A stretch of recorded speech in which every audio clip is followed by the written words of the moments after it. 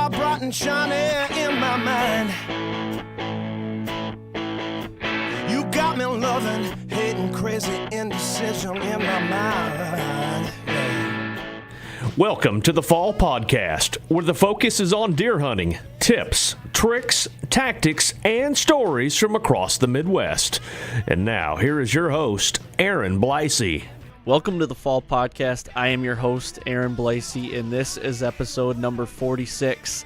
And today we have Sean Fahrendorf on with us, man. And I'm excited about this one. You know, we re-recorded his podcast a couple days ago, and we're just now doing the intro. But I'm excited about this because he hunts mainly public land, and that's something that I've been wanting to get into. And I know you dove into the deep end this last year and started hunting public land. You had a lot of success with it, so I just get really giddy talking about it because I've never done it before, and I'm excited to talk to him about it. Yeah, I am too. Like you said, I kind of turned into a public land hunter this year, coming to Iowa for the first time. And I hunted public land back at home in New York, but it's just one of those places where it just gets piss pounded, you know, like kind of what you're used to seeing up in Michigan come gun season. But I just knew, like, I didn't need private ground in Iowa to hunt a caliber of deer that's above what I was used to hunting back in New York. So I said, I'll be perfectly happy with whatever I can come out of public ground with. And and as you mentioned earlier this week in the coffee call, we didn't get the previous week's coffee call out because you had surgery and I was traveling. But, talking about public land, I actually went out to Salt Lake City to that Western Hunting Expo. I'd never been to it before, but, I mean, you talk about a group of public land hunters that have a magnitude of resources as far as hunting out there, for everything from elk to sheep and goats to mule deer and whitetail and moose and mountain lions. I mean, everything. I think a lot of people don't realize that even those outfitters out there are running their hunts on public land, you know, on BLM or Forest Preserve or whatever, and that's legal. And that's something I've gotten into in the past couple of years. Is I've been applying for elk tags and mule deer, and I've even started the process of a couple of the sheep tag applications. But they just coming into Iowa this year as a public land hunter, knowing that I had the potential to shoot something, at a higher level of an animal than I did in New York. It just kind of, things started clicking for me this year as far as how to utilize public land, when it comes to hunting multiple species, not just whitetail. So I had to go out there and just see what it was about. And man, it's a different breed of hunter out there. Yeah, as you're talking about it, I'm like, you must have felt like a fish out of water out there because you're a whitetail guy. Yeah. Coming out into elk country, you're hobnobbing with the elk guys and everything, and that's a different ball game. Yeah, I'd talk to somebody and introduce myself and, say I'm introduce myself as a producer for the show Midwest Whitetail, and they're like, oh, never heard of it. Whitetail, huh? Like, oh. Well, now I feel insignificant. Exactly. But no, it's, and I'm not talking bad about anybody out there. It's just not their world. Like, deer are our world, and their world is big game, elk and mule deer and moose, and it's the whitetail is the holy grail to them, like a big elk is to us. It's just so, that's crazy. It's just so interesting to see just a different way we look at things when it's not what we have in our backyard. For sure. And let's get right into this thing with Sean. I'm excited. We recorded this pre-recorded, so let's get into this and let everybody hear everything that Sean has to say. What do you think? Yeah, let's run it. But before we get to that, if any of you guys are in the market for new cables and strings, look no further than America's Best Bowstrings. And if you want more information on them, go to americasbestbowstrings.com and tell them the guys from the Fall Podcast sent you. All right, on the phone with us today is Sean Fahrendorf. Sean, welcome to the show, man. Thanks for having me, man. I appreciate it. Yeah, today, I'd like to break down some public land hunting because I was talking to a mutual friend of yours and mine, and he said you are a public land beast when it comes to hunting big mature whitetails. So I said, well, let's get him on the show and see if we can run him through the gauntlet. Yeah, and I appreciate the comments from our good buddy Adam. I wouldn't say a monster. I would say had some success, but yeah, there's always things to be learned. So definitely. Well, before we get started, you want to kind of introduce yourself and let us know, where you're from and what you do for a living and kind of maybe how you got brought up in the hunting world, basically how you, from a little guy to where you're at now, how your dad got you into hunting or whoever that mentor was for you. Yeah, for sure. So I'm originally from the St. Louis area. I went down to school in Springfield, Missouri State.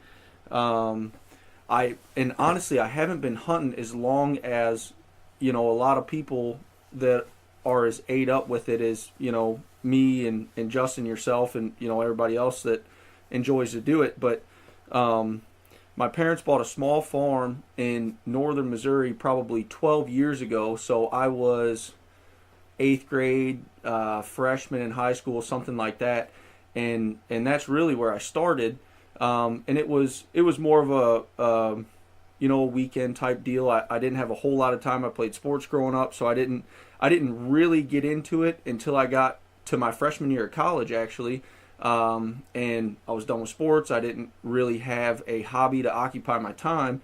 And that's when, the fire really got lit. I was like, okay, I need something to occupy my time. So, really got ate up with it. Got a job working at an archery shop when I was in college.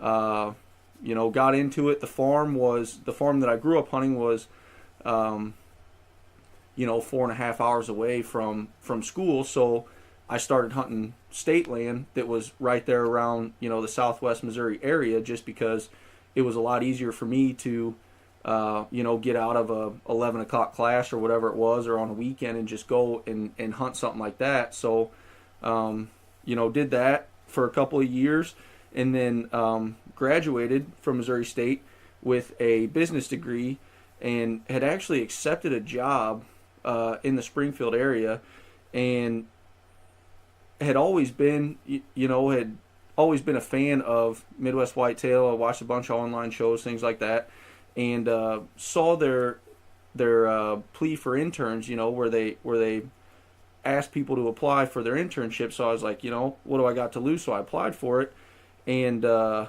ended up getting it. And so I actually turned down the job offer that I had gotten out of school when I graduated college, and went and did the internship up in southeast Iowa with those guys for 9 or 10 months, whatever it was, and then had a blast, learned a lot, and then it led me to where I'm at now, which is a field producer for Whitetail Properties. So that's a little bit of a background on me anyway.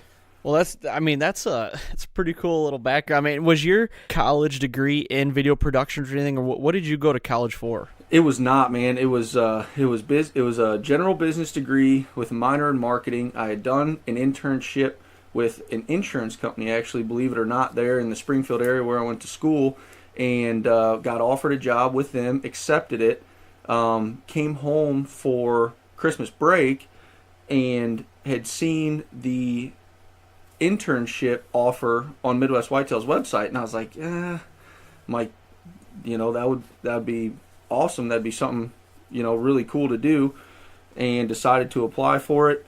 Kind of out of the blue, got into conversation with Aaron Warburton at the time when he was there.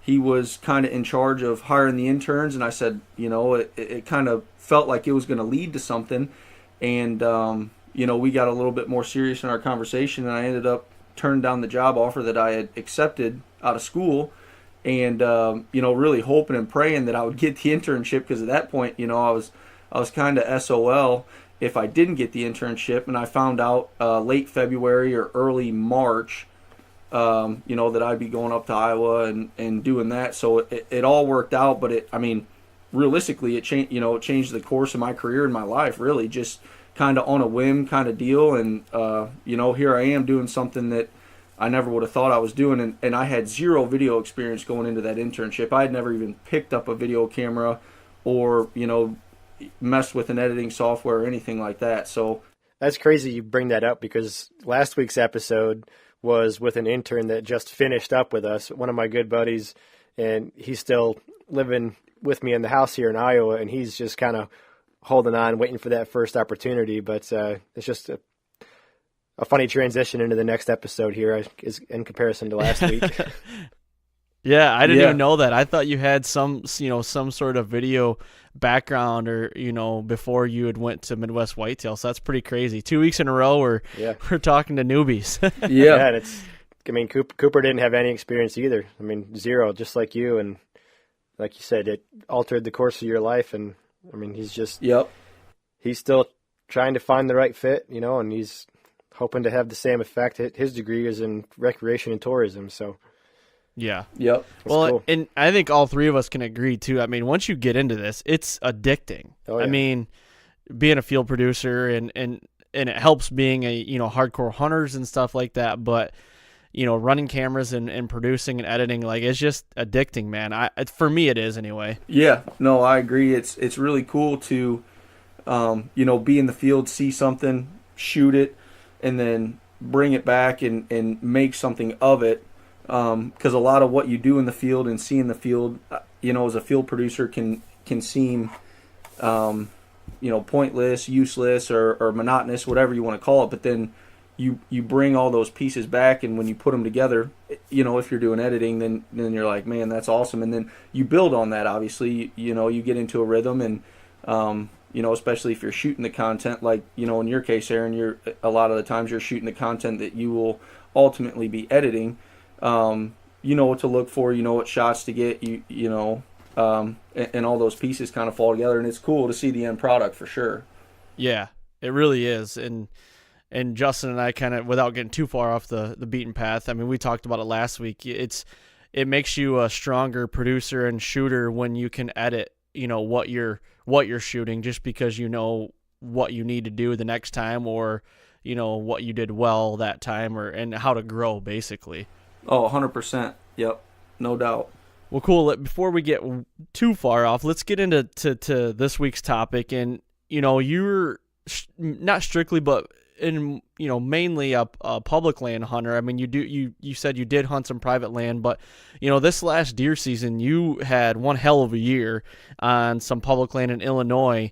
And, the year before, you had some luck, and, when you and I were talking off record, you didn't capitalize on that. But, I want to dive into this public land deal. And this could go for not even just public land hunters, but for private land hunters as well, as far as, hunting topography and learning, a new piece or something like that. But I guess my first question for you is, when you're getting into a piece of public, how are you breaking it down? Like, what is your first steps you're taking to really, hone in on it and start? Where's the starting point at? Because it can be very intimidating for people that, you got this big chunk or little chunk, whatever it is, and it's very intimidating. So what is your first step to getting to the right direction, basically? Yeah, no doubt. And the piece that I've spent a lot of time on the last 2 years in particular is incredibly diverse, which makes it even that much harder to try and figure out. I guess, big picture, the way that I go about it, you look at a map, very basic stuff. You try to find areas that you think would concentrate and or hold deer, and you go to those areas, and that's where you start your scouting. Another thing that I like to do when I'm looking at a new property a new piece of property, public, whatever it is that I'm hunting, is look at the map and try to eliminate pieces before you even step foot on that piece of property. So, and that's obviously very situational, but if there's something that you can tell on a map that is not going to be beneficial to you in your scouting and hunting, cross that off and just break that property down that way. So when you go out there, you're not just walking around aimlessly, trying to figure it out. And then I guess another thing that I would say is break it down. I mean, if it's if it's a 5,000 acre piece of property, break it into 5 or 6 different sections and say, I'm going to focus on this one when I go out and do my scouting today or whatever it is.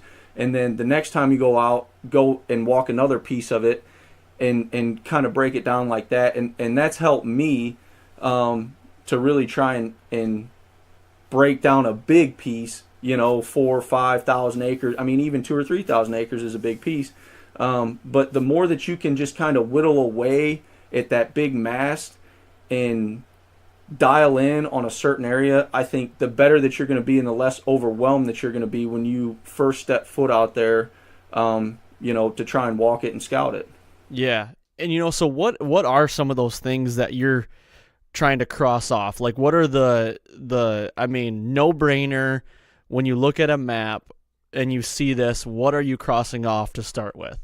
Well, and that's the hard thing, because you can look at a map and obvious things, tillable fields, maybe open ground, big wide open ridge tops that are, big mature hardwoods, whatever it might be. You cross those things off. That seems, elementary, but at the same time, if you take a big, if you're looking at a piece of property that's a big square, and you just start, scribbling out all the things, ag fields, open ground, areas next to parking lots or next to roads, and just avoid those at first. I'm not saying that you don't go back to them at some point, but any way that you can really hone in on something that you think is going to be good. And most people, if they've been hunting for a fair amount of time, they know, there's a hard transition here, or there's a great habitat or terrain funnel right here.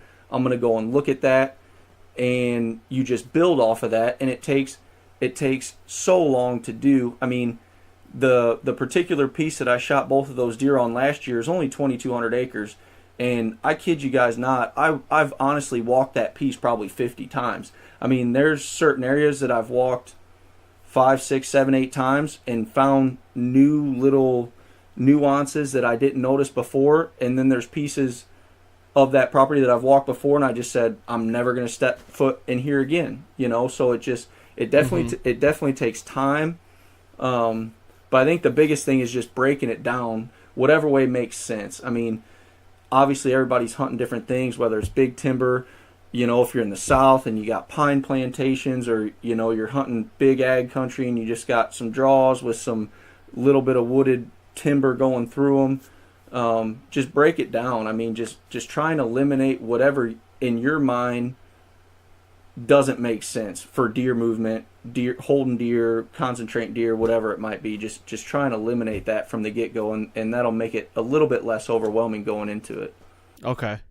Which makes total sense, just to, make that game a little bit easier for you. And like you said, you're not crossing it off completely, possibly. Yep. But, you're trying to go for, the low-hanging fruit. You know what I mean? You're trying to find that spot, that pinch, or that, that saddle, or what it may be. You're trying to locate those first to maximize your time. That's kind of the impression I get from you.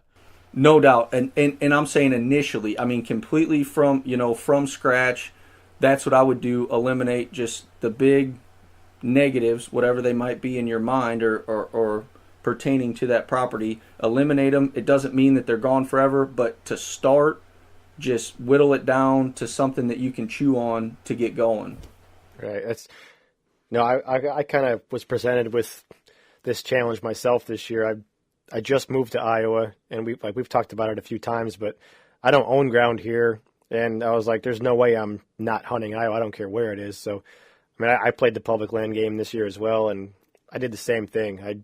I found the places I know hold good deer based on where they were, what counties they were in, and then just started trying to look at the map and figure out where are most people going to go. Like, I looked at it from an access standpoint and, what looks appealing to the average guy. And then I started crossing that stuff off of, like you said, the open areas, the stuff that deer aren't going to be in. And then from there you're left with a very short list of places that you're going to find deer. And then, Yeah. for me, I was kind of looking at places that were, somewhat close to the parking area, because in my mind, most people were going to try to dive into the heart of this thing and walk right by some of the best spots. And I killed my deer 150 yards off the road. That's awesome. Yeah. Heck yeah. And like you said, get in there, and every time you go in and look or walk and scout, you find something new. I went in there as soon as the season closed and just covered the whole place, before we got snow. It looks exactly like it does in November. You got a good view from any kind of tree you might want to hang in come next fall, and they haven't dropped yet, so you can still identify that fall range versus the winter range, and I don't know, it was just super valuable for me to get in there and see the whole place as soon as the season closed. Yep, no doubt about it. So, Sean, the piece that you're talking about, so this is the second year you hunted it. Is that correct? Yep, that's right. Okay, so the first year going into it, you broke down the map and you knocked off some spots on the map, and then you probably went boots on the ground, I'm going to guess. Is that the next step you made? Yeah, I mean, exactly. It was like, look at the biggest, most obvious terrain and habitat features that you can find on a map. Look at them, and I just bulldoze my way straight to them. Now, getting to those spots, obviously you find little things on the way, but yes, I mean, that was exactly it. I looked at the map. I mean, I came to the office when I got hired, and they're like, hey, there's this awesome piece of public. Some of the guys that hunted it in the past, you should take a look at it. Pulled it up, looked, and it was just like, I'm going to go there. Like, that's where I'm going to start. I've never been out here. That's where I'm going to go. Yep. And from there, you let kind of what you know and your instincts kind of take you from it. But look at something big. If it looks good, go and check it out. But, yeah, I mean, that's exactly right. So when you got boots on the ground, the first thing that you come to, whether that was a terrain feature or something, whatever that was, that you were like, I need to be in this area. What was that? Like, what was the first thing you saw and you're like, this is where I'm going to kill a big deer or a mature deer? Yep. So, and it's actually cool because I'm sitting in here at the office and I'm looking. I've got a big old Huntera printout of this piece of public, and so there's three main creeks that, for the most part, run north to south. One runs right on the west side, one runs on the west central side, and then one runs on the east side. The two on the west side converge, and then the one on the east side converges with the other two down on the south side. So what I went off of, the majority of the timber and the bottom ground stuff was on the west side. So I picked out where those two creeks converged, and I went straight there just to start looking for trails and for sign, last year's sign, whatever it was. And that's where I started. I mean, that's so broad and so generic, but I mean, initially on that piece, that is where I started, where the two big creeks came together, and then I just branched off from there and just got wild ever since. So when you got in there, what did you see? I mean, did you see what you were expecting to see, or did it lead you to something else?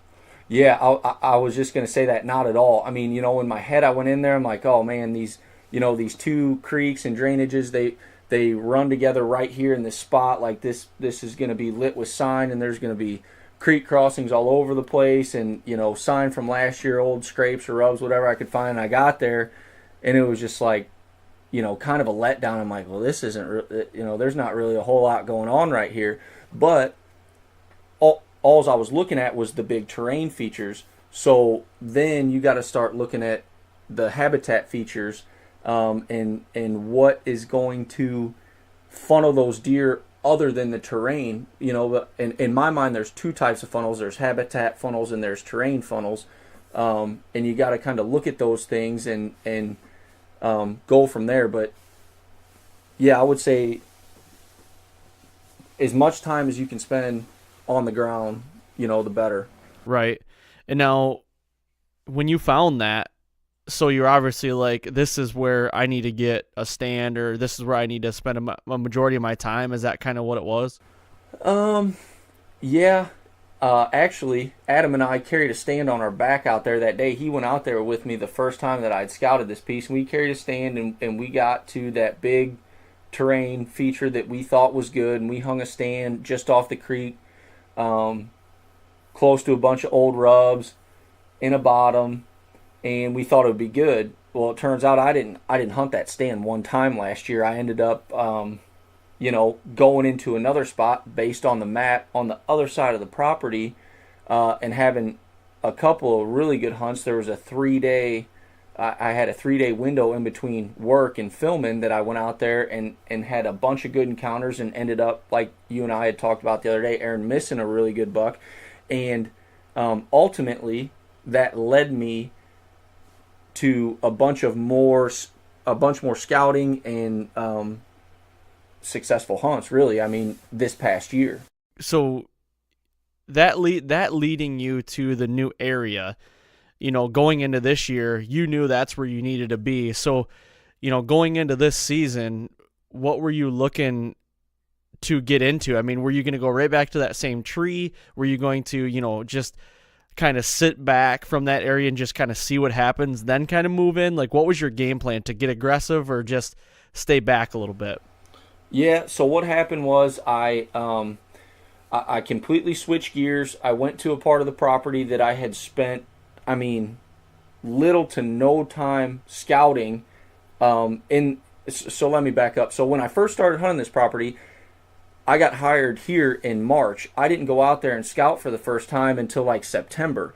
So I went out there maybe 2 or 3 times and walked, 10-15% of this place.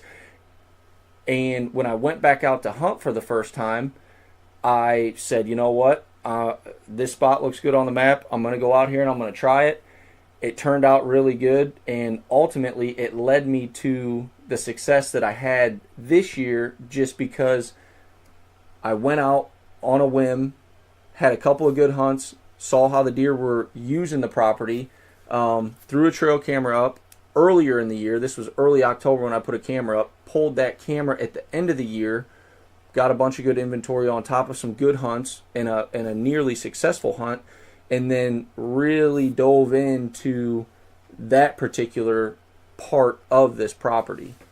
Okay, so you mentioned your cameras. So are you putting cameras up, and those are basically just the intel that you're going to use for the next year for maybe an annual pattern on a deer, or multiple deer? Is that kind of how you're using the cameras? Yeah, ultimately with the cameras, I put them out in spots that I think I'm going to get good pictures of deer, generally good funnels, habitat or terrain, and I don't check them hardly at all. I mean, if I'm going to hunt close to a camera, I'll swap a card and I'll look and see what's out there, but I don't get fired up if there's a good deer on camera in one of these spots. For one, with work, I hardly know when I can go out and hunt, but I guess the main purpose of my cameras is to see how deer are moving through an area throughout the season, Yep. I can understand that, because that's kind of one of the tactics I'm taking that I started doing just this last year on my private land farm here in Michigan. Is I figured I was spending way too much time checking cameras, so I just, I left them. And then I did check them if I went into a stand, like you said. If you're gonna go hunt and you can take a card out and pop one in, I'll do that. But for the majority, I just left them, let them run. Whatever happened, happened. Now I know some intel on deer movement in some certain areas for this upcoming year, which is super helpful. And I never really looked at cameras that way until this year, and I really have kind of gravitated towards that, because now my biggest thing, which should have been my biggest thing going into it, was pressure, and that should have been going into all these other seasons that I was doing, but I just didn't realize that. So you just really got to discipline yourself, I guess.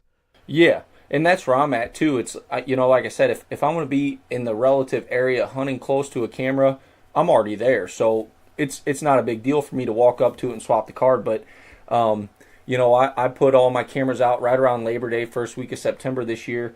And I wasn't in there hunting until, middle of October or so, and I don't even think I pulled my first card until the last week of October.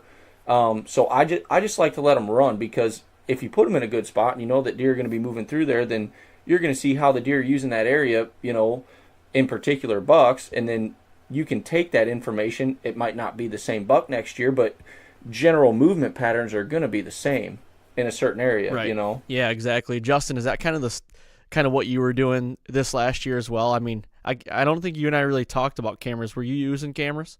No, that's the funny part about that. We talked about the way I did hunt a couple times, and I never hunted the same place more than twice. Most of them I only hunted once. And it just came down to the right time of year to where I had, a good experience that said, this is where I need to stay. And I just started creeping further and further in. And I finally got to the spot where all the deer activity was. And I mean, I had no scouting done other than looking at a map. And I mean, it was just a coincidence, but a buddy of mine who lived like 15 miles from there had been running cameras in there since August. And he had pictures of the deer I ended up shooting, and it was literally within 100 yards of where I killed him. So like you're saying, if you're hunting in an area, there's no harm done in checking your camera. But I mean, I didn't even know it was his camera, and I didn't pull his card, but it was just coincidence that he had pictures of the deer I killed. But it's not a coincidence that it was so close to where the camera was. Right. As far as knowing what I was getting into, I had no clue. I picked a good observation stand and said, I have the possibility of killing here.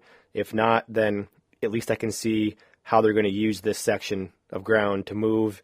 It was right on the edge of a private line, and it was a little pinch that ran east to west, and it just funneled down at a turnip plot right on the line. Like it opened up like a triangle and opened up right into the public. And that little green plot, that turnip plot, was in the very point of that, the bottom or like one of the edges of the triangle.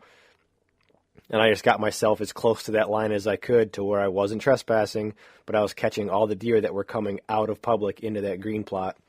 And it was just a place where does were piled up and bucks were cruising that line all day long for 3 days. And I happened to see it one day. I moved in closer. It wasn't close enough. Went in third day. Like I said, we've talked about it before. Third day, I was on the ground and killed solo from the ground, no blind. And it was just right wind, right situation. Don't overstep, don't blow them out of there. Just get right in on the edge of them, and it worked out perfect. Yeah.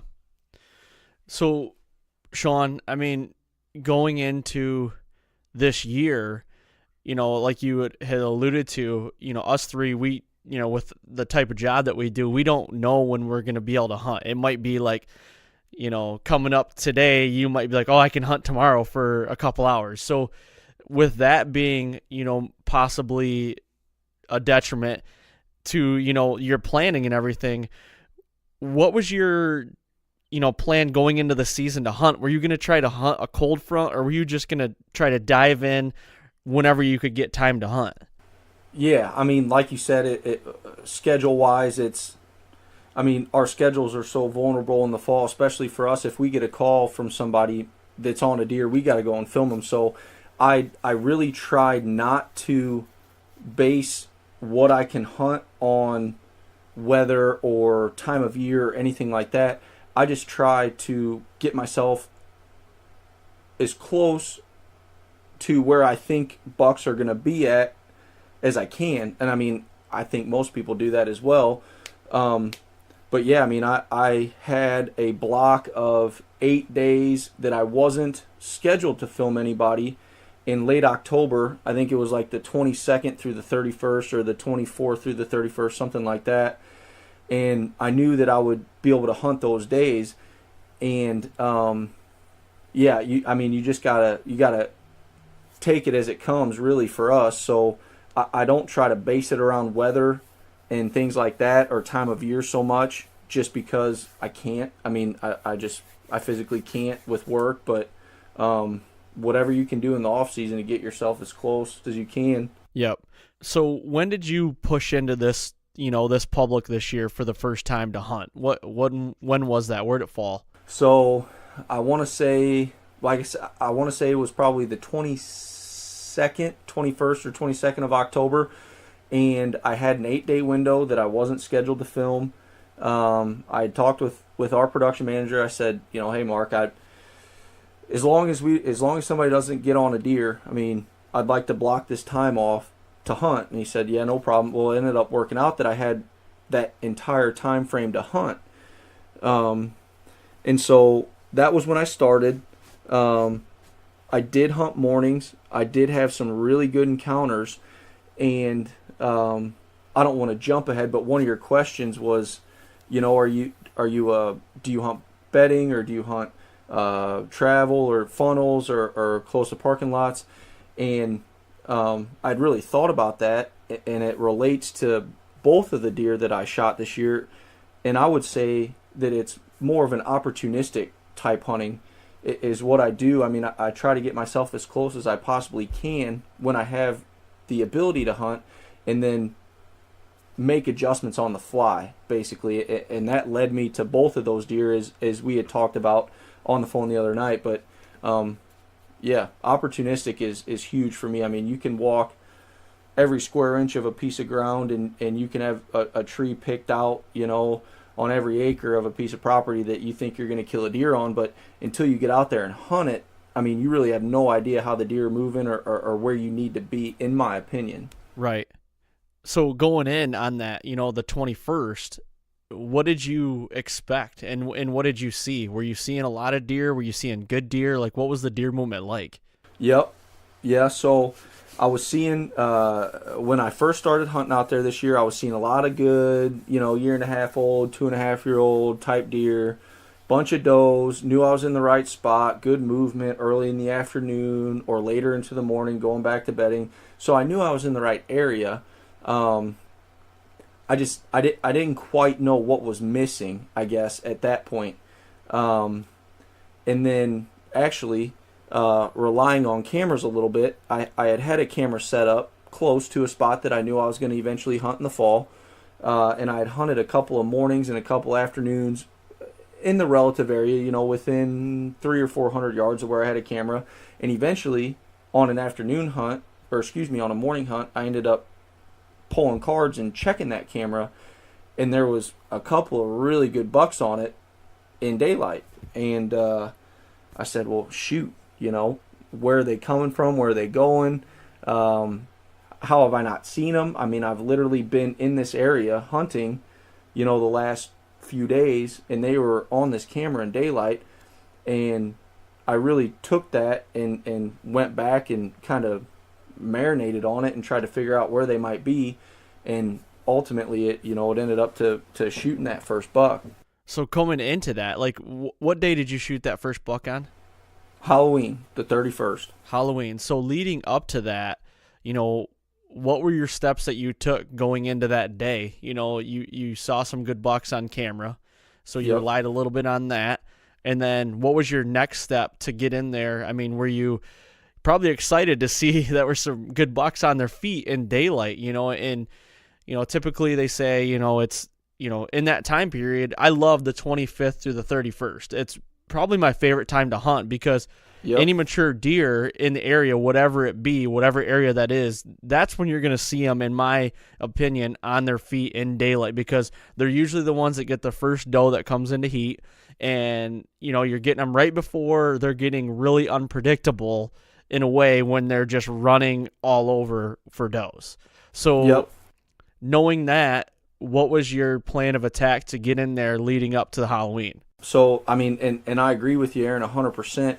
If I could pick any 3 days out of the year, it would be a toss-up between the 28th through the 31st of October, and I don't know, say the 18th through the 21st of November, somewhere the last few days of October and somewhere within the last 10 days of November.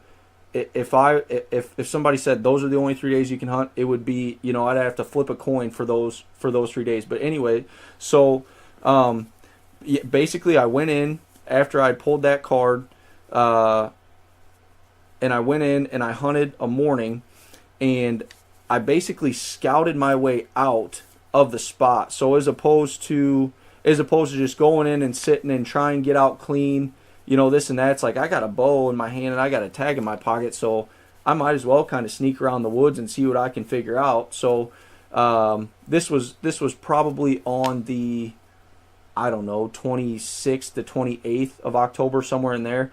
And I sat a morning and I basically followed a scrape line, Okay. which led me to a couple of bigger rubs. I followed the rubs, I followed the trails, and I ended up jumping a huge deer out of his bed, is what happened. And it all made sense because the based on the camera where the mature deer that I'd had on camera were coming from, it was that general direction. Now, granted, it was 500-600 yards, quarter mile away, but what led me to jumping that buck up was just scouting my way out of a morning hunt in October. I mean, I was following a scrape line, I was following tracks, I found a giant rub, which I just stumbled upon, which led me to keep going, and then I jump a big deer at 30 yards, and I'm like, holy cow. So I went back in there 3 days later and shot a buck coming out of that same bedding area. So scouting my way out and kind of, like I said, being opportunistic, instead of just being like, well, this is where I need to be, this is a good spot, I'm seeing deer here. I just kind of followed some sign and dumbed into a big buck, and then went and sat a little bit closer to him than I was before. So were you trying to get into the transition from the bedding into where, you think these deer were going, or were you trying to set up right on this bed that you had kicked this buck out of? Well, yeah, what I did was, just based on the way that this property lays, it was 2 or 3 big main drainages or draws that led down into this bottom that I was initially hunting when I had scouted my way out of the property. So I got as close to where I thought that deer might be bedding without bumping him, with the wind in my favor, and just got as close as I possibly could, yet without blowing him out of there, which ultimately was about 250 yards from where I had started hunting initially, where I was seeing a bunch of good 2.5-year-old bucks, things like that earlier, a few days prior.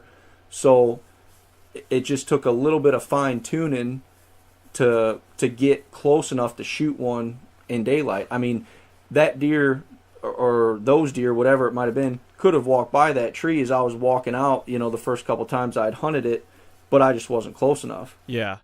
And, when you found the spot 250 yards away, in that tree or where you picked and everything, when you got up there, what was your night like? Was it was a night hunt, you said? Yeah, it was an evening. Yep. So an evening hunt, you got up in the stand. How did that evening kind of unfold? What was the deer movement like? It was bad, dude. It was so bad. I didn't see any deer. Up until 10 minutes before I saw the buck that I ultimately ended up shooting.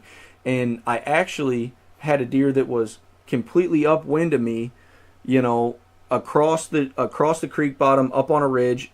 I don't know if it saw me. I don't know if I was moving. I don't know if it was blowing at a coyote, but it started blowing. And I've got 30, 45 minutes, whatever, left of legal. And I'm like, man, this just stinks. Because I was fired up. I had just jumped a big buck out of a bed, within 100, Right. 150 yards of where I was sitting. And I was like, this is just not good. And then I see a couple of does, and then I ultimately see the buck walk out of the bedding area that I shot. And I was like, all right, we're in business now. So you saw him actually get up out of his bed? No, I did not see him get up out of his bed. He came down the ridge from the same bedding area that I jumped the buck out of, and he was not coming towards me. So he was working kind of around where all three of the upper part of the ridge where the 3 draws come down, and I gave him a little grunt. He actually, it was funny, like I gave him a little grunt. He kind of looked and then didn't really pay attention. I grunted again, and he bounded off like away from me, and I'm like, well, gosh, this is weird. And then he just starts he just starts shredding a tree. And I'm like, okay, like I'm gonna give him one more. So I grunted again, and I guess the first couple grunts had fired him up because he went and rubbed that tree, but he bounded away from me. And then he ultimately turned around to come and figure out what was going on, and it couldn't have worked out any better. He ended up stopping at like 22 yards with his head behind a tree, made a scrape, took 2 more steps. I stopped him and shot him at, like 22 yards. But Jeez. Wow.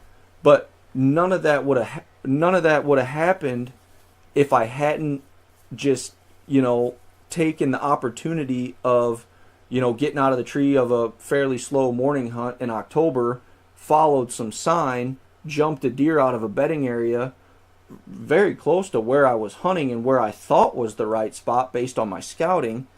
And then, like I said, that ultimately led me to get a little bbit closer to where I now thought those deer were coming from, and led to me shooting that buck. So That's crazy. And as, Dan Infald always said too, I'm pretty sure he was the one that coined the, if you're not bumping deer, you're probably not in the right area. Yep.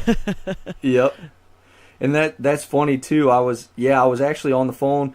I was getting ready to meet up with Aaron Warbritt and a buddy of mine and give him the keys to my parents' farm in northern Missouri that I was telling you about, because they stayed there. I don't know if you guys probably watched their deer tour when they were hunting up there at Mark Twain. They were staying at my mom and dad's farmhouse, and I was getting ready to, he was calling me, because I was going to meet him to give him the keys to the farm, and I called him like, Aaron, I just jumped a big buck, dude. What do? I was like, I got to stand on my back. Do I pop up in a tree and wait for him to come back? It's like 10:30, 11 o'clock in the morning, like October 26th or something like that. He's like, I don't know, man. He's like, go back there and hunt the next day, or he's like, go back in there in the next couple of days and get as close to it as you can. He'll be back. And I went back and I shot him. That's crazy, man. Yep. So that was Halloween. Describe that deer real quick. I mean, what was he? How old do you think he was? What do you have for headgear?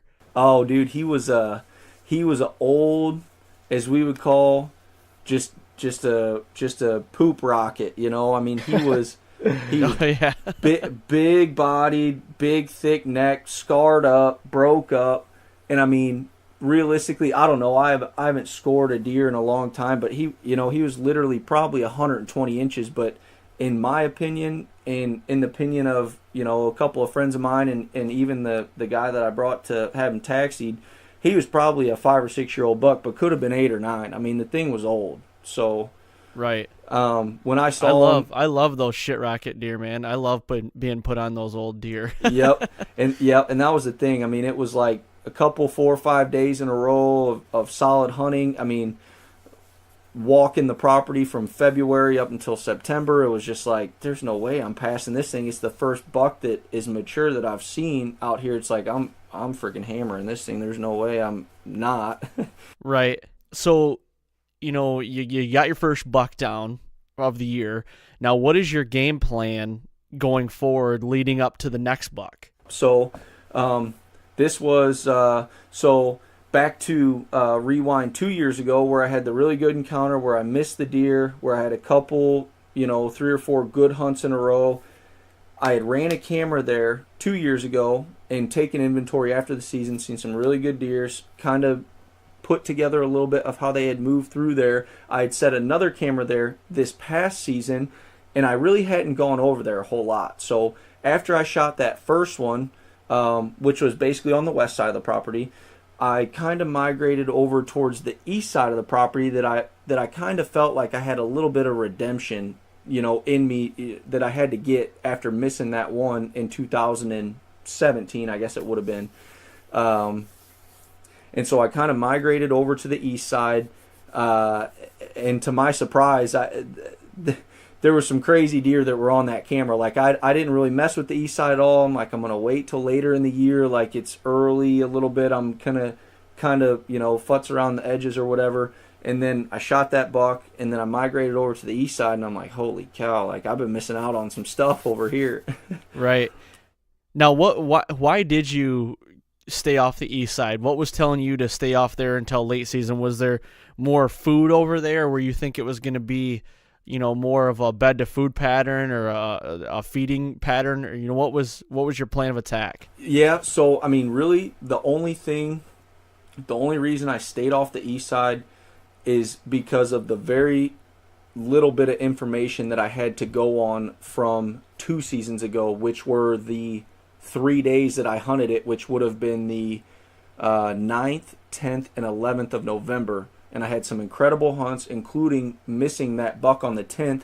And just from that little bit of information, I felt like I had a pretty good idea of where I needed to be on that east side around that time of year, because like I said, I didn't have a whole lot of time to scout it prior 2 years ago, and I didn't have a whole lot to go on the east side last year, because I just kind of had in my mind like, I'm going to bank it up. I know it's really good. Found some good sheds over there, had some pictures of some good deer over there 2 years ago. I said, I'm just going to kind of wait to go over there. And then after I killed the first one, it was like, all right, all in. That's where I'm going. I know there's good deer. And that's kind of why I waited to bank it, just from the little bit of information that I had to go on from the previous season. Okay, so were you going into that area, were you going into that same tree that you had missed that deer out of, or, did you have something else that was sticking out to you that you were like, it looks like the deer are more on this side now, or, how'd that scenario play out? Yeah. So again, kind of opportunistic. I mean, when I missed that deer the year before, I was set up on an inside corner of a big CRP field up on a top ridge. I was set up on the inside corner of that. I'd seen a bunch of chasing going on down in a bottom, in a creek bottom that morning. So I climbed out of the tree. Well, I dropped my PB&J out of the tree, so obviously I got to get down at some point. But so it was an all-day sit, and I said, well, I saw a bunch of action down there. I'm going to climb down, and I'm going to move down to that bottom. So I moved down to that bottom and ended up missing that deer on a transition from, just a big ridge that dumps off into a bottom. And I was sitting right on the transition of the CRP creek bottom and the timbered ridge where it drops off. But where I was hunting at mainly this year was 50, 60 yards from there on a creek crossing. And the only reason I was hunting that creek crossing is because the main ridges of that particular area run north to south, and there's one creek crossing in between. There's 2 big bottom fields, and there's one creek crossing in between because of a big log jam. And so that's where I set the camera this last year, and I had a bunch of big bucks. I mean, like 160, 170 type deer on that camera when I finally went and pulled it, which this would have been, I don't know, second week in November this past season. So I just kind of fine-tuned it a little bit, started hunting around that area and moving the stand around, and yeah. So you fine-tuned it, and now what was the day? When did you kill that second one then? On the 19th of November. On the 19th. Okay, so take us through that, the couple days leading up to it, and what made you ultimately get on this deer and get him down on the ground. Yep.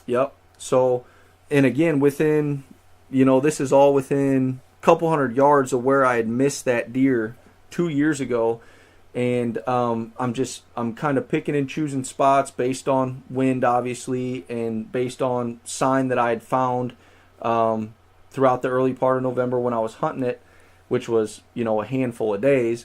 And it snowed here. I want to say it was the 15th or 16th. It snowed here. It was a Thursday. And I went out there, and I said, I'm just going to kind of still hunt my way around, and just see what I see. I don't have a whole lot to lose. I've only got a few days left here. I've already killed a buck. I was more than happy. I was like, I'm going to still hunt, around this creek crossing area that I had the encounters over the past year. And so what happened was I ended up slinging my backpack off, putting on a jacket, eating some beef jerky, drinking some water, and I was 30 yards from where I ultimately wanted to just, find an old tree or a fall down or something and set on for the evening. And I zipped up my coat and I bent down to pick my backpack up, and I look over my shoulder and there's, 155 inch 10-pointer like 15 yards from me that was just coming up this little finger ridge from the bottom. And I'm like, you gotta be kidding me.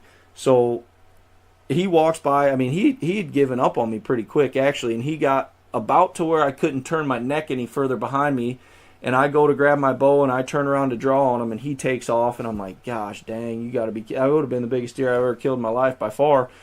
And so again, a little bit of vengeance going into it. So the next day was a Friday. Illinois' first shotgun season would have been that Friday, Saturday, Sunday. So that unit was closed to shotgun hunting.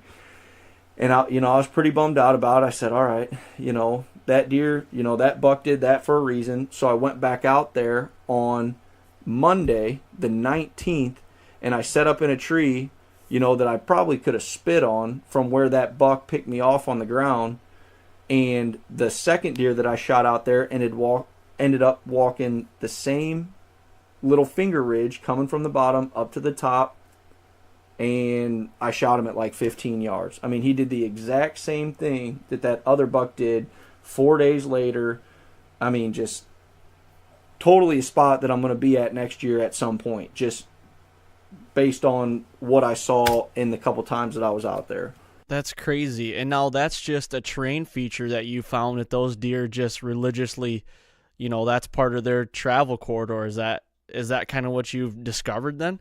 Yeah, I mean that's exactly what it is, and those are the things that like you can't really figure out, I guess, in my opinion, while scouting, because I had walked that ridge multiple times, and what I didn't notice was that there's the top ridge, so that you guys can kind of picture it in your head. The main ridge runs north to south, so the east side of the main ridge is the top, and there's a bunch of little finger ridges that run down into the bottom. Well, they all kind of look the same for the most part. Well, the one that both of those bucks had traveled up was, for one, a lot more gradual than the rest of the ridges that kind of dumped down into the bottom as far as the slope of it, but it was also, for whatever reason, it was a lot more young growth, like a bunch of little saplings and a bunch of just kind of gnarly little, I don't know, multiflora rows and things like that. It wasn't like super open timber. And after I shot that deer, I walked down it, and there was a giant scrape and, a rub the size of my thigh halfway down that little finger ridge. And it's just, I don't know, for whatever reason, they feel more comfortable going from the bottom up to the top. They walk that ridge instead of walking through the open timber. And I didn't put all of that together until after I had the encounter with the first buck on the ground, and then after I shot the second buck. And then I went back out and walked it after I pulled cameras, and I kind of put it all together, and I'm like, holy cow. So all the time and all the scouting, but ultimately it was a missed opportunity that led me to go back out there and get another opportunity based on what I had seen, with that first buck. Right. That's crazy. That's cool.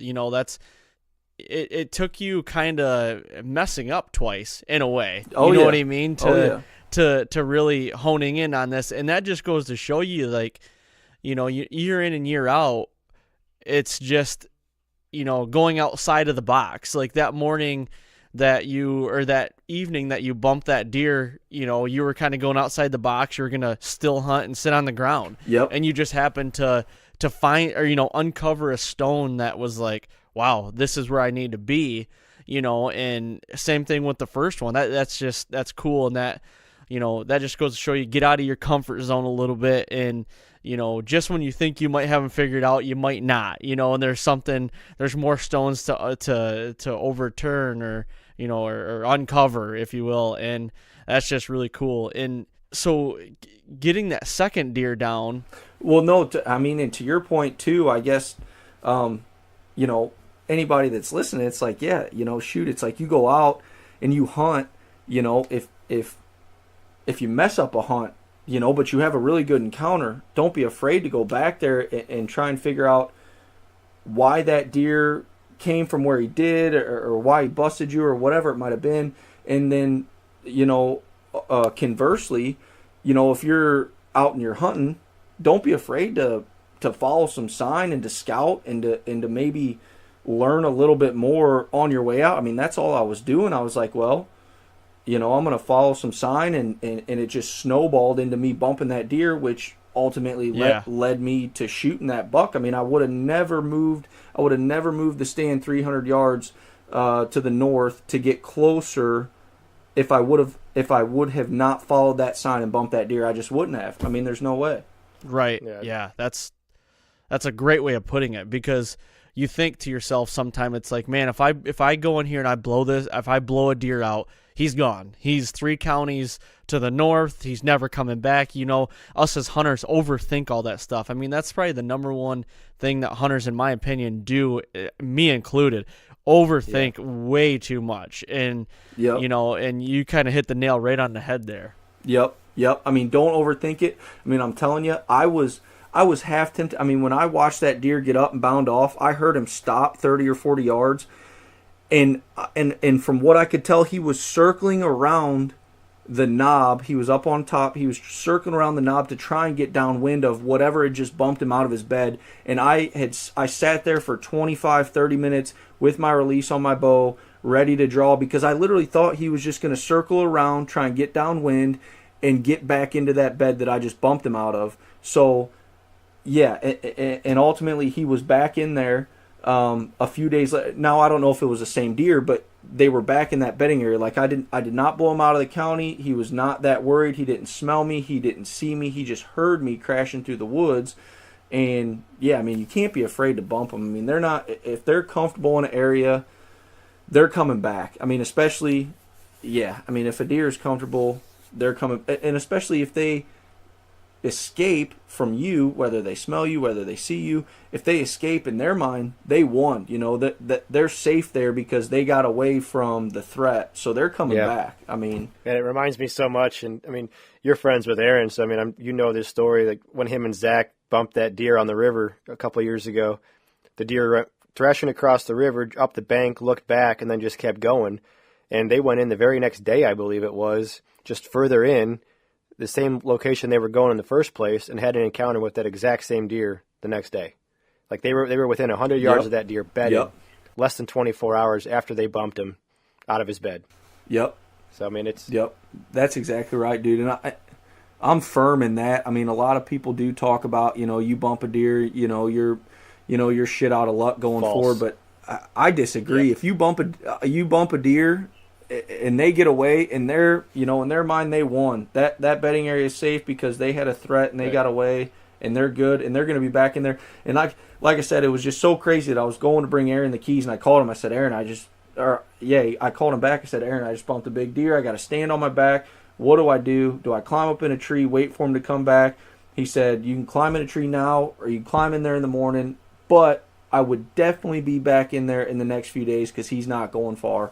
And and I ended up shooting a buck not far from it, 100 yards from it. So yeah, don't be afraid of that. No. Yeah, and I got a question for both you guys, actually. And this is kind of me being coming from Michigan and hunting a lot of Michigan ground as well, highly pressured, and do you think that still holds true for a highly pressured area, going in and bumping a buck, whatever it is, a shooter buck, a mature buck, in your guys' experience and your opinion, does that hold true for, like a state like Michigan or PA or New York?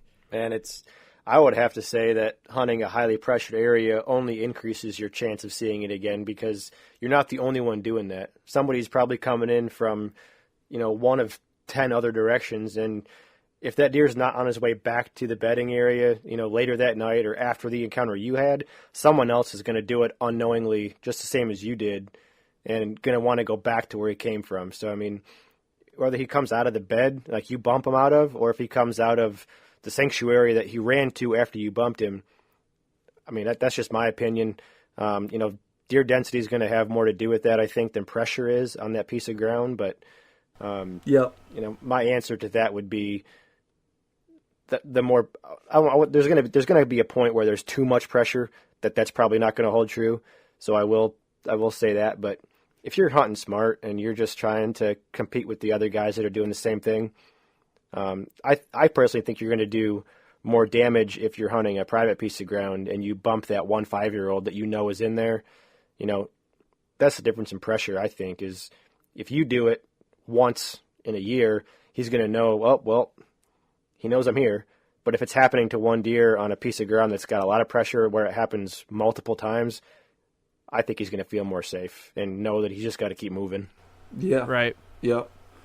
And I think, Justin, to your point, especially on public ground where, and this doesn't hold true for public, but for either public or private, but a deer that gets bumped multiple times, they're going to have multiple different bedding areas that they feel safe that they can go to that are relatively close to each other because they bed there for a reason. I mean, it's not just for human pressure; it's for their animalistic behavior or whatever to survive. So I mean, I just don't see a deer. You bump a deer a couple of times, I just don't see them going to the next county. It's like they're in an area for a reason, especially if it's a mature deer. He's probably been in that area for 2, 3, 4 years at this point for a reason. So yeah, it's going to be really hard to get him out of there permanently, in my opinion. Yeah, I agree with you 100%.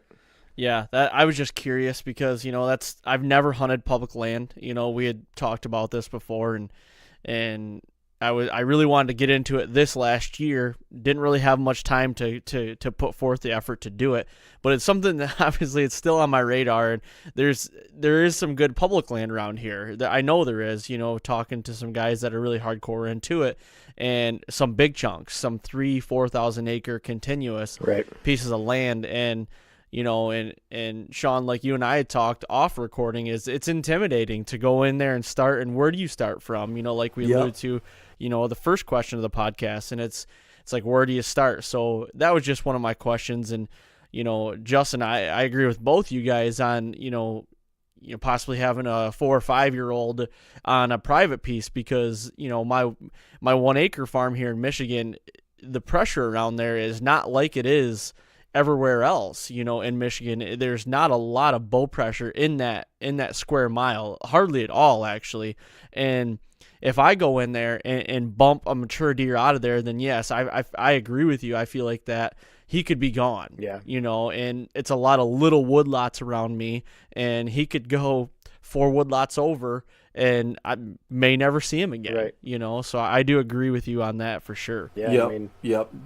Just to put my own foot in my mouth, I mean, there's always the exception. I mean, it's not even a rule, but it's just one of those things that you never know how it's going to work out. But I mean, you jumped Jim Abbott and still had him show up on your property 2 more times where you saw him on the hoof, right? After you blew him out. Yeah. So, I mean, and that's only on 1 acre. But again, it's if that 1 acre is where he beds or his primary food source or, a popular doe bedding area, there's something there that keeps him there. Whether it's in the middle of the route, beginning, end, or summer range, or whatever the case may be, you're going to see him again.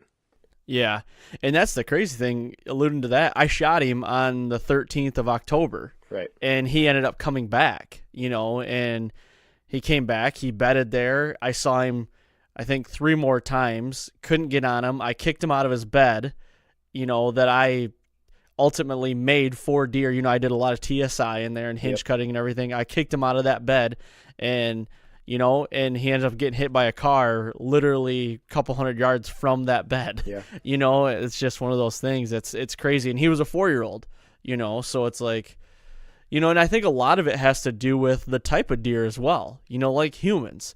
We talk about it, here and there, but a lot of deer are different. Some deer can take pressure. It sounds like the Jim Abbott, it looks like from my experience, he could take a little bit of pressure. And I don't know what other hunters put on him, but I know he was very visible as a 4-year-old in daylight. And I know he took a little bit of, bumping. Like you could go up there and bump him, I guess, and he'd stick around. But other deer, man, you bump them, you might never see him again. There's so many variables. Yeah. There really is. Just when you think you got them figured out and they're like, oh, I got him. They're so humble. It's like turkey hunting. turkey hunting is so humbling. It's like, man, those birds are so dumb, and then they just they hold up and they're like, I don't like that over there. And turkey hunting is humbling for sure. Yeah, and deer hunting too, very much so, because back to the whole scouting thing. It's like you can scout every single day of the year and walk every square inch of a piece of property and think that you're in the end all be all spots, and it's like that deer's going to climb a mountain just because it wants to, and it's not going to walk anywhere by your stand regardless of how good of a spot you think it's in. It's like, right. Yeah, it's like can't underestimate them. Yeah, it's like throwing the old hula popper up on the log, and saying there's got to be a fish there, and there's not. Yeah, exactly. Yep. Like you're just waiting for it to explode, and there's nothing there. Yeah, and there might be, but he just might be like, yeah, screw it, I'm tired. I'm not going to hit that hula popper tonight. Right. Aaron, going back to your point about like the size of the tract of land, like where do you start? Like it's so intimidating.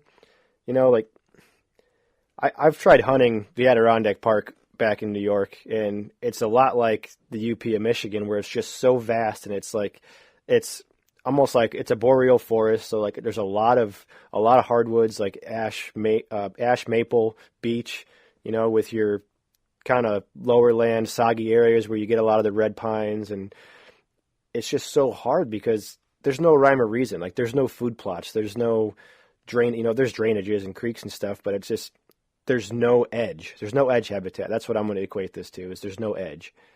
So it's like, where the heck do you start? What do you do? What happens if you blow one out? Where's it going to go? You have no freaking idea. And that's why, you see that kind of, those guys who track deer, they find an individual they can identify as a mature buck, and they just wait for the right conditions, and they hunt one deer. And it's just such a different style of hunting. And I think it's probably one of the most effective ways to do it in that type of timber where you don't have that edge, and you just got to be willing to put the miles on and know how to get home. I don't think our tactics that we're talking about, like typical Midwestern tactics of food, bedding, water, that's out the window in those kind of places. Yeah, and to your point, Justin, too, I mean, I had thought about that a little bit, just because we're in the Midwest, all three of us mostly, but it's like, if I were to try and tackle like a piece of big timber, or, maybe I was going to Alabama or Mississippi and I was going to hunt a bunch of pine plantations or something, it's like that edge that we refer to in the Midwest, where it's like a break from timber to bottom ground, or timber to farm ground, or timber to CRP, whatever it might be. It's like you can find that in timber. It's like maybe it's maybe you're in a pine plantation. It's something that was clear cut 5 years ago, 10 years ago.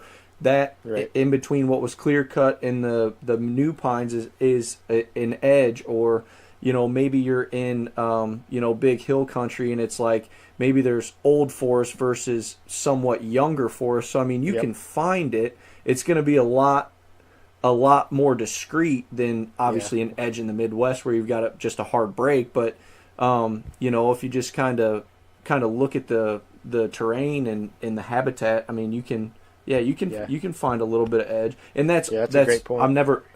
I've never hunted that type of terrain, but loving hunting whitetails like all of us do, like I always think about that kind of thing. It's like, well, shoot, it's like I kind of got it easy in the Midwest. It's like you can really pick out certain spots that you and eliminate or get drawn to, but it's like, I don't know, it might be weird to say, it's like I think about that stuff, hunting other types of terrain and country that I haven't hunted before, and I always kind of try and think about how I might tackle them, because one day I would like to. So yeah, that's a great point. So I retract my previous statement. There is an edge someplace, it's just not as obvious.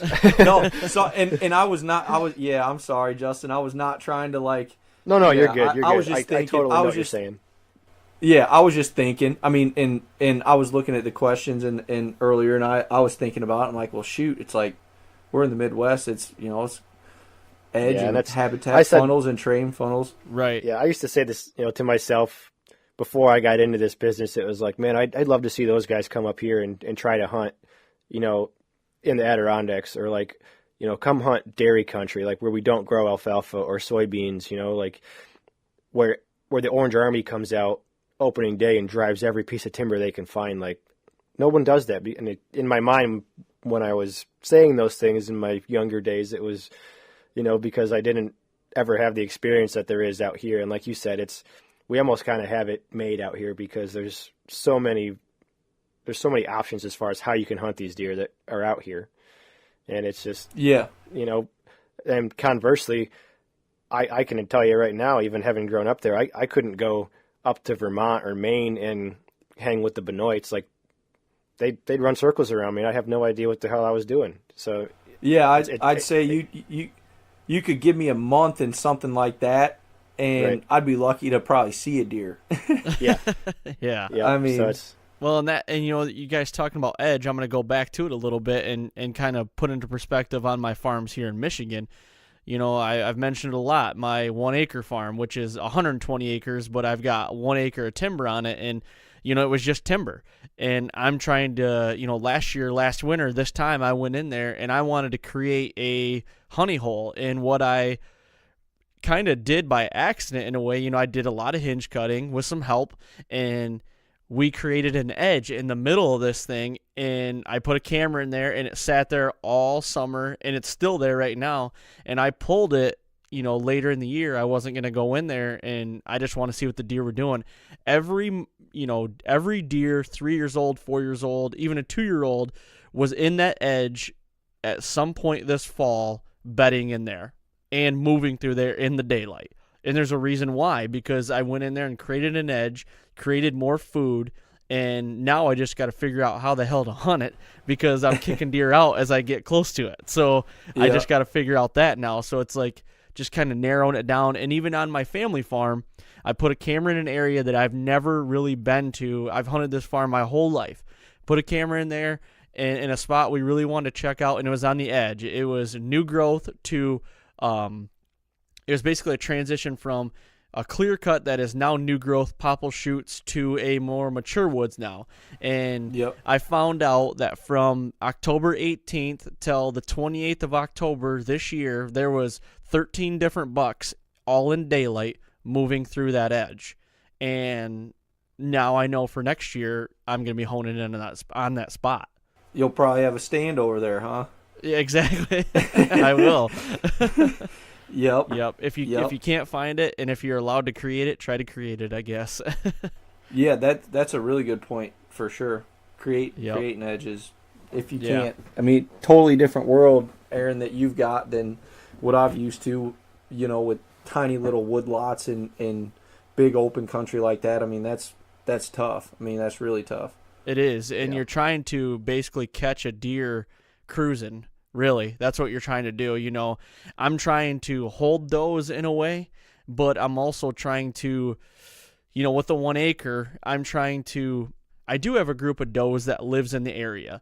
Now, they don't really call the 1 acre a home, but they do live there. They might be there for 4 days at a time, but I want the bucks to realize that this 1 acre is a hot spot that they can go cruise downwind of it. It's easy to get to.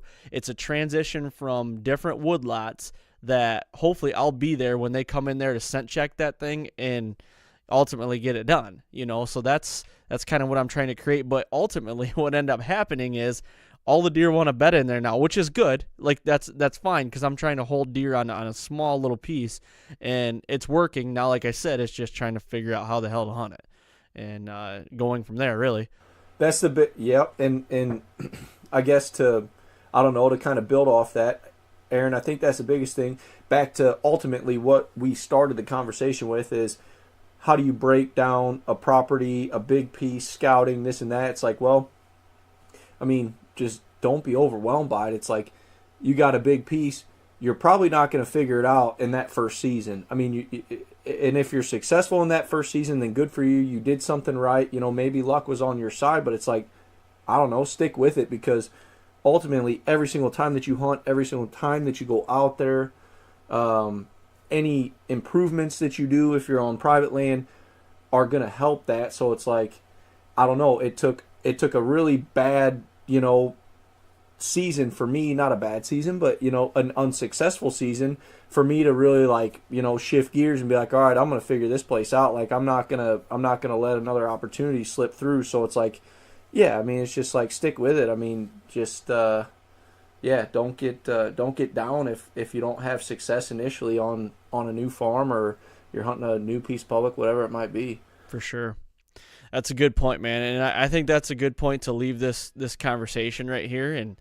And hopefully some people can take some good points from this, which I think they will. There's a lot of, every piece of information here is good because it's a lot different information from hunter to hunter. You know what I mean? Your situation is obviously different than what Justin did in Iowa this year. 2 totally different tactics in a way. Yep. On public ground, and you guys were both successful. That's what's so cool about hunting and so infatuating to me.